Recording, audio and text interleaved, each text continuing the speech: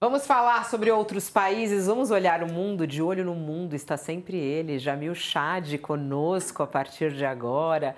Olá, Jamil, abre um sorrisão para nossa plateia aqui, bom dia. Adoro.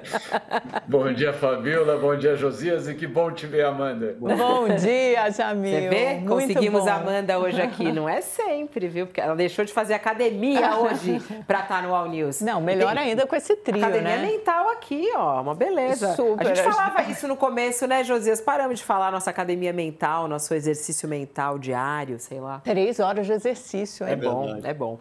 Ó, vamos começar falando sobre o Chile, que é a notícia quentinha, Jamil. E tá todo mundo falando, o Chile se dividiu entre os extremos. O Chile agora, será que ele vai escolher a esquerda ou a direita? O Chile confirmou que se dirige a um segundo turno presidencial e tenso. Está marcado para o dia 14 de dezembro.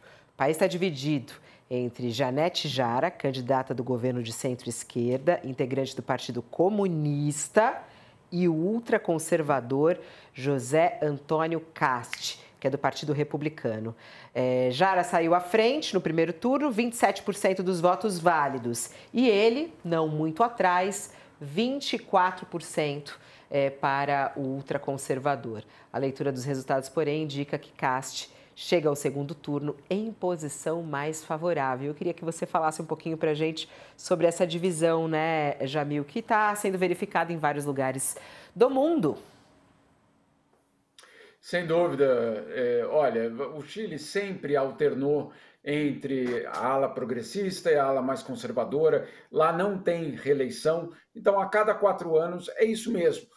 Nós vimos a Bachelet ser a primeira mulher presidente da América do Sul, depois um representante da ala conservadora ganhar dela mesmo, ela voltou 4 anos depois vem um outro conservador, agora o Boric. Então, de fato, essa alternância tem sido constante, basicamente, no Chile nos últimos anos. Qual é a diferença dessa vez? Primeira grande diferença, a direita conservadora não é apenas mais a centro-direita, é a extrema-direita. Katz é o representante mais próximo do trumpismo, por exemplo, adota vários dos termos que o Trump adota, muitas das políticas, inclusive de pautas, inclusive em relação à criminalidade, à imigração, diz que vai construir um muro, basicamente, vai expulsar os imigrantes do Chile. É verdade que o Chile tem recebido muitos venezuelanos e de outros países também, mas ele adotando essa postura muito parecida à ala mais de extrema-direita da América Latina e, claro, com uma ligação com Donald Trump. Do outro lado, e aí algo que já desde, vamos dizer assim, da pré-candidatura da Jara, isso já veio sendo discutido. Ela foi o nome escolhido pela ala progressista como a representante justamente deste grupo, o grupo do Boric. Agora, a Aliança Progressista no Chile, ela tem vários partidos. O que aconteceu é que foi escolhido justamente uma representante do Partido Comunista. E aí, claro, muita gente dizendo, bom, os progressistas entregando quase de bandeja para os conservadores, porque, afinal de contas, seria muito mais difícil eleger uma pessoa com essa tarja de comunista do que talvez alguém da centro-esquerda. A verdade é que ela é uma liderança sólida dentro do movimento, ela foi a pessoa escolhida basicamente com uma ampla maioria dentro da ala progressista, e é isso que nós temos agora. Certamente a Jara vai ver uma aliança da direita sendo formada, essa aliança já veio sendo costurada desde ontem, com o Katz já ganhando o apoio dos outros partidos de direita. E tudo indica, sim, Fabiola, que nós teremos na eleição do dia 14 de dezembro a vitória do Katz. E essa divisão do mundo, né, ô Josias, e os temas que se repetem também, né, como até o Jamil estava contando aí, se falou justamente sobre insegurança, sobre segurança e insegurança, violência, crime organizado, combate ao narcotráfico, e imigração irregular, imigração ilegal, temas que são abordados por dois lados de formas diferentes e que não atendem, os dois lados não atendem o que as pessoas querem na prática, que é realmente uma vida melhor, né? É verdade, Fabiola. Esse resultado no Chile reforça uma sensação de que a direita está avançando bastante aqui no continente, né? Na Argentina, presidente de direita. Bolívia, direita. Peru, direita. Equador, direita. No Paraguai, direita. O Chile agora flertando com a ultradireita. Na Colômbia também cresce uma opção de direita para a sucessão do esquerdista Gustavo Petro. E no Brasil há essa disputa, né? O Lula candidato da esquerda e a direita procurando o anti-Lula. E nessa situação do Chile é muito interessante porque, a se confirmar a lógica, esse José Castro está eleito, né? Porque ele já, embora ele tenha ficado ali em condição, um resultado muito apertado nesse primeiro turno, com a candidata do governo, né? Ele já firmou uma aliança, porque a direita se dividiu muito nesse primeiro turno, e o Cast disputou, ele que é de ultradireita, disputou com o Johannes Kaiser, que é de um partido que se diz libertário, e uma outra candidata conservadora, a Evelyn Matei, que também teve votos. E esses dois candidatos que se confrontaram com o Cast, embora todos eles sejam de direita, no primeiro turno, já declararam, já ali nas primeiras horas, depois da abertura das urnas, que vão fechar no segundo turno com o Cast. Então, a possibilidade é muito grande, não são negligenciáveis as chances, de fato, de o Chile ter um governo conservador. E muito impressionante o que aconteceu lá, Fabíola, com essa pauta da insegurança, que agora se insinua também na conjuntura brasileira, a partir daquela operação no Rio de Janeiro, a operação policial que deixou lá, produziu 121 cadáveres, né? Também no Chile, o tema da segurança foi central. Havia lá um componente que não há no Brasil, que é o da imigração, como bem realçou o Jamil. Eles lá, a exemplo do que faz do que fez e faz o Trump nos Estados Unidos, esse candidato, o Cast, ele pregou muito contra a imigração ilegal. Então, lá, a pauta da segurança pública ou da insegurança pública está associada à imigração. E, curiosamente, o Chile tem índices de homicídio muito mais vistosos, muito mais positivos do que países vizinhos, do que até alguns países no mundo, né? O Chile não está em situação tão precária como está o Brasil, em termos de segurança pública, né? Mas esse foi o grande tema da sucessão no Chile, a insegurança vinculada à imigração. E vai haver essa guinada, é uma guinada mesmo. O regime vai mudar, e o Boric não conseguiu colocar de pé o que era a principal plataforma dele, quando se elegeu presidente, que era a reforma da Constituição. Ele desejava banir a Constituição da era do Pinochet e não conseguiu. Houve, inclusive, revolta popular contra a reforma pretendida pelo Boric. E agora vai haver essa guinada. Mas, como disse, Fabíola, é impressionante como a direita avança no continente, não apenas no Chile. Vamos lá, Amanda, rapidinho, para a gente também trazer outros assuntos antes que você e o Jamil tenham que se despedir da gente. Essa história do Chile, né, a divisão política, isso tem algum impacto aqui no Brasil, nesse quebra-cabeça que se monta entre direita e esquerda na América Latina? Acho que sim, eu acho que antecipa o tema que a gente já vem vivenciando, experimentando isso, sobre segurança pública, que deve ser um dos grandes motes da eleição no ano que vem. Até falando com pesquisadores, com gente que faz pesquisa mesmo na semana passada, eu perguntava, poxa, mas e a economia, né? Puxando um pouquinho a sardinha para o meu lado.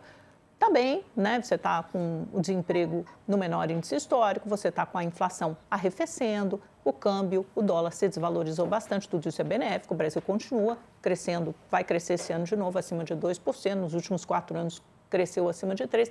O brasileiro pode sentir alguma melhoria no bolso, sim, mas isso passa a ser quase como uma coisa dada, principalmente se está tudo indo relativamente bem, a tendência é ele olhar justamente para o aspecto que não anda tão bem assim. E aí voltamos à segurança pública. Você teve protestos esse fim de semana no México, no governo de esquerda da Cláudia Sheinbaum, um protesto contra, né, esse governo de esquerda. Ela até acusou políticos de direita de estarem financiando esses jovens, aquela geração Z. Ficaram mais de 120 feridos, 100 policiais feridos. Você teve eleição recentemente na Bolívia, depois de 20 anos da esquerda, com o MAS, né, o partido lá socialista ligado ao atual presidente Luiz Arce, ao antigo Evo Morales, foi derrotado, ficou de fora, vai assumir o Rodrigo Paz, que é um candidato da direita. Agora a gente teve essas eleições e tudo indica, como Josias já apontou, para uma vitória do José Antônio Caz, porque o terceiro, quarto e quinto colocado são todos candidatos de direita.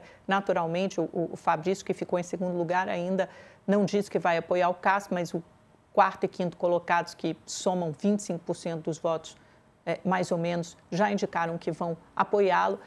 E mais do que isso, você tem um presidente nos Estados Unidos, o Donald Trump, acho que a gente não pode perder isso de vista. Eu até estava conversando com o professor Roberto Carmona, que é do SEBRE, né, que fala sobre todos esses assuntos, é o Centro Brasileiro, um think tank sobre assuntos internacionais. Ele estava me fazendo algumas ponderações muito interessantes. Ele falou que o Trump, está tudo interligado, né? Tanto essa política tarifária do Trump, como esse primeiro acordo que ele faz com a Argentina, o Tratado de Livre Comércio, que quebra a cadeia automotiva que tem com o Brasil, que é uma cadeia integrada entre Brasil e Argentina, você impondo tarifas que expressem algum favoritismo, que leguem algum favoritismo para a Argentina, isso praticamente quebra o Mercosul ao meio, quebra a espinha dorsal para o Mercosul, pode ter efeitos aqui, e todos esses presidentes de direita que vão ascendendo no continente e que certamente terão um acesso privilegiado ao norte-americano. Então, ele vê isso tudo como uma estratégia do Donald Trump para ampliar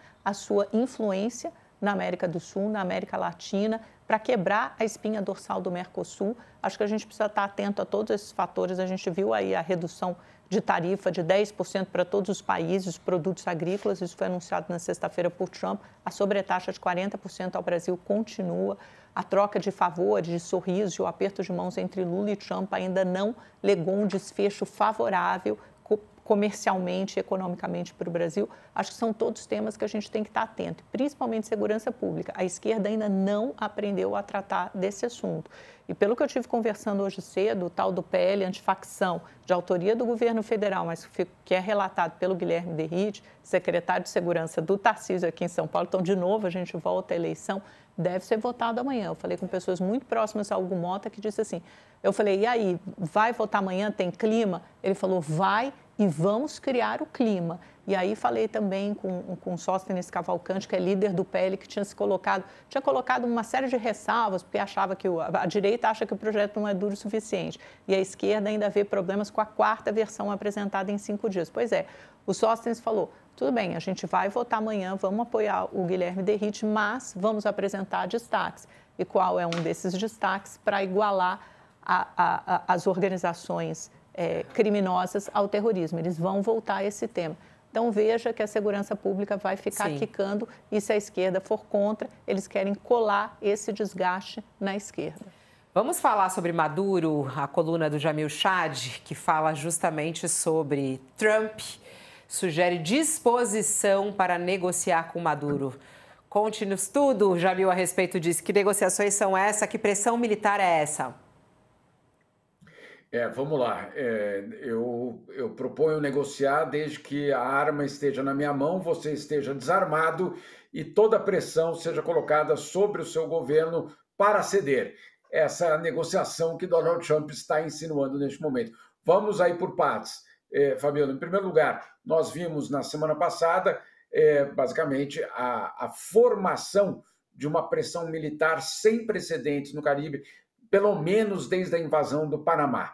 Então, isso há muito tempo, 30 anos. Então, de fato, você tem ali uma construção militar contra a Venezuela absolutamente impressionante, com a chegada do último porta-aviões, na verdade, o maior porta-aviões do mundo, já mantendo e, na verdade, ampliando tudo aquilo ali que já estava no Caribe. Esse é um primeiro ponto. Segundo ponto, Pete Hegseth, o secretário de Guerra dos Estados Unidos, então, anunciando o início de uma operação, ele não dá nenhum detalhes, mas uma operação Lança do Sul, é o nome colocado, justamente para atacar o narcotráfico latino-americano. Esse é o ponto número 2. E ponto número 3, ontem, no domingo, o secretário de Estado norte-americano, o Marco Rubio, anunciando que um cartel na Venezuela, o cartel, basicamente o maior cartel da Venezuela, seria colocado, então, na lista de grupos terroristas. Mas aí ele faz uma explicação. Cartel este que é liderado por Nicolás Maduro, segundo ele. Então, no fundo, ele está colocando o Nicolás Maduro como líder de um grupo terrorista, não de um governo. Ele está classificando, basicamente, Nicolás Maduro e, claro, a elite do governo venezuelano como um grupo terrorista. O que significa isso na prática? Basicamente, um cheque em branco para os militares americanos agirem contra esses terroristas. Não é mais contra um governo estrangeiro, não é mais contra um país soberano, é contra um grupo terrorista. Então, olha só como está sendo feita a construção. Depois dessa construção toda ser feita, Fabiola, aí Donald Trump, ontem pela noite, dá uma declaração de que estaria disposto a negociar com Nicolás Maduro. Obviamente, negociar nessas condições, ou seja, aquela velha tática já de Donald Trump, não é uma velha tática, isso eu digo como presidente, uma velha tática já dele como empreendedor imobiliário. Amanda conhece bem a história de Donald Trump como empresário, aquele empresário que usa da chantagem, do bullying e, claro, da pressão máxima para obter todo tipo de vantagem que ele quiser. Então, é nesse estágio que nós estamos. De um lado, o governo americano amplamente, eu diria, mobilizado para algum tipo de ação militar, e do outro lado, claro, uma tentativa, ou pelo menos uma declaração de que agora o governo de Maduro não é mais um governo, é sim um grupo terrorista. Do outro lado, o que nós vimos no fim de semana foi o Maduro cantando Imagine. Cantou bem, pelo menos? Não assisti. Cantou bem? Bonito? Ele falando inglês é divertido. Eu apostaria no Josias cantando, bem mais, viu? Será que ele quer mudar de profissão, Maduro? Cantou muito bem, né? Cantou bem mal, né? Bem mal. Agora a gente vai ter que achar isso aí, se a gente conseguir. Vamos tentar achar, que fiquei curiosa.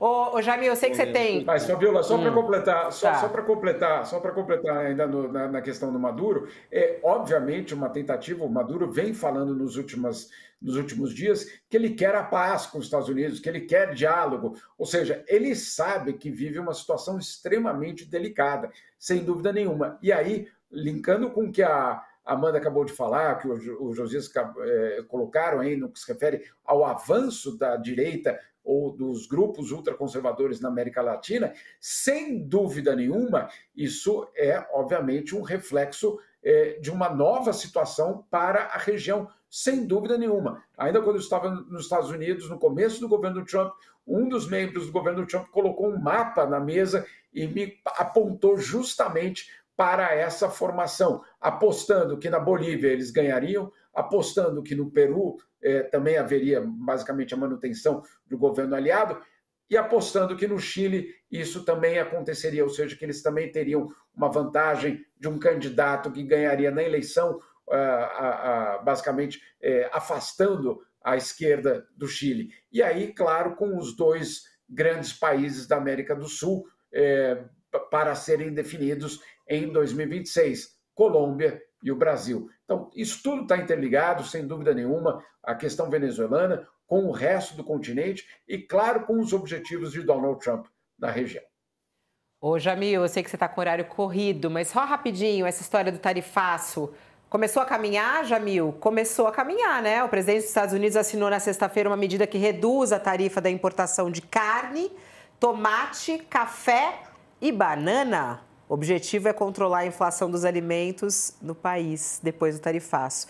Começou a melhorar já? O tarifaço vai cair aqui no Brasil? Vamos ver ainda, Fabiola. Essa redução ela só está acontecendo porque passou a ser prejudicial para Donald Trump no mercado doméstico. Não foi nenhum tipo de concessão, não foi nenhum tipo de negociação com nenhum país exportador.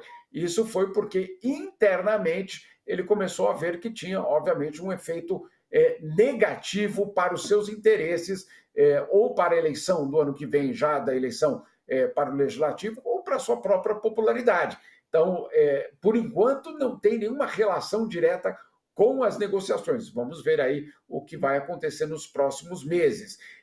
Olha só que curioso, eu sei que, claro, não estava no radar da opinião pública no Brasil, muito menos, eu diria, da população brasileira, mas na semana passada houve um acordo entre os suíços e os americanos, um acordo comercial que levou 5 meses para ser negociado, ou seja, eles tinham começado a negociar muito antes, só chegou a um acordo muito recentemente, e a grande polêmica aqui, pelo menos na Suíça, é que na mesa do Salão Oval de Donald Trump, de repente apareceu um Rolex de ouro na mesa dele. E aí veio a pergunta, claro, que todos os suíços estão fazendo: o que é que nós entregamos para ter uma redução de tarifas para os nossos queijos e chocolates? Então vamos ver por que eu estou contando essa historinha da Suíça, porque obviamente foi um processo longo, foram 5 meses de negociação. De repente a gente pode esperar algo parecido em relação ao Brasil. Eu só não sei o que a gente poderia colocar na mesa de Donald Trump, porque Rolex não está dando, né?